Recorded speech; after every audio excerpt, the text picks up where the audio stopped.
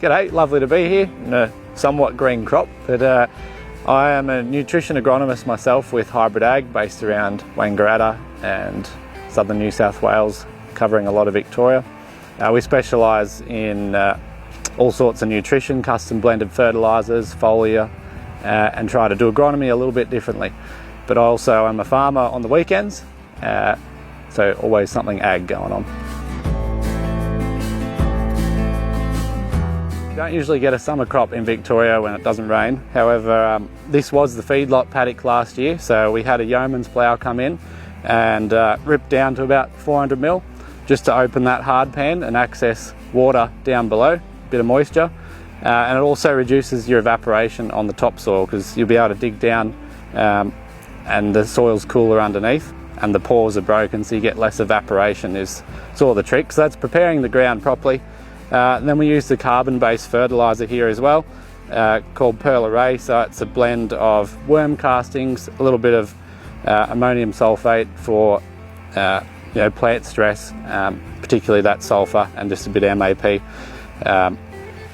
So that's really all we've done at this stage, and that's how summer cropping works, I guess. Other things you can do include foliar applied potassium. Potassium's less soluble, particularly when you have no water to solubilise it. So if you put that through the leaf, the plant is able to carry on doing what it needs to do, even though the moisture's not there as much as it should be.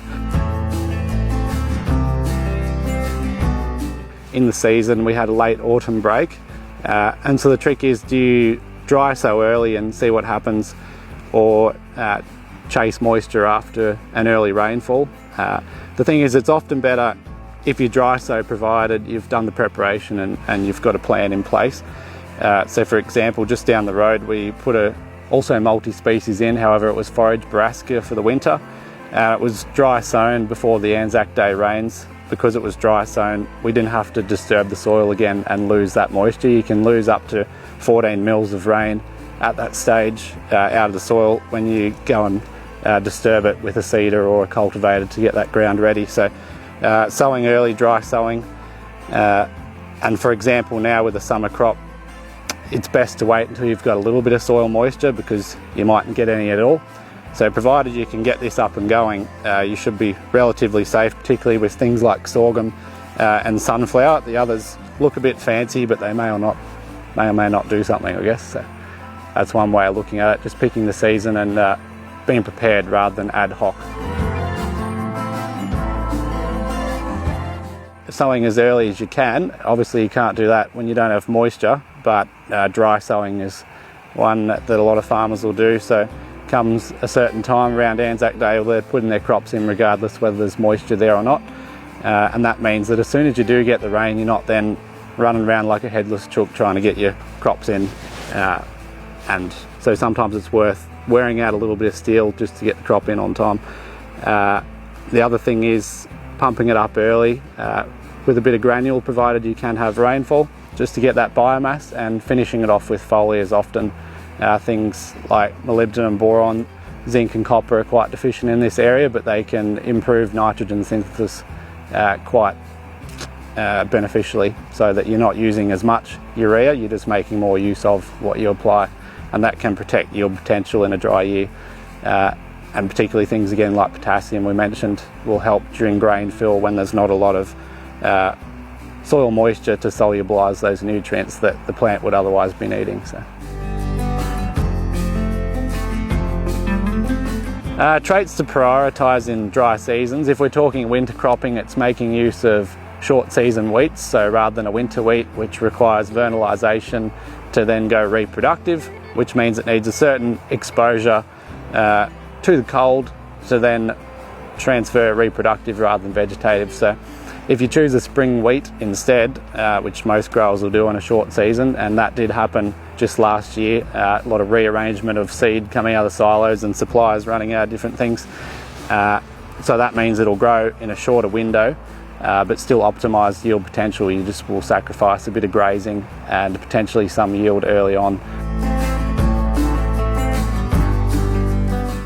Urea is one of the most talked about inputs in broadacre cropping and pasture systems. It works really well to promote biomass, and it does this through osmosis. So you'll put urea out, it's solubilized in the soil, the roots take it up, and urea is effectively a salt. So as it takes on that salt, the plants get thirsty and they take on more water, and that makes their leaves swell.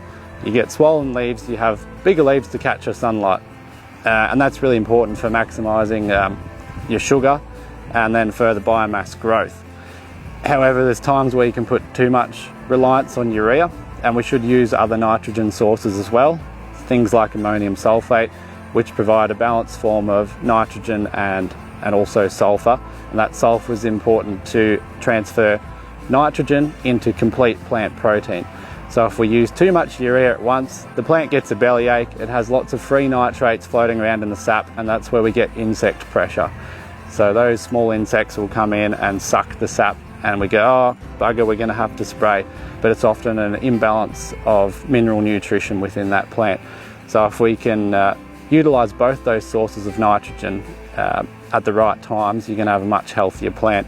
And also ammonium sulfate will help solubilise some other minerals in the soil in comparison where urea won't do that. So, and then when it comes to end budgeting and nitrogen application, it's often early. Get that biomass at tillering time, and don't overcook the crop, because you'll end up with too much biomass and not enough translocation into grain in the end when you run out of moisture.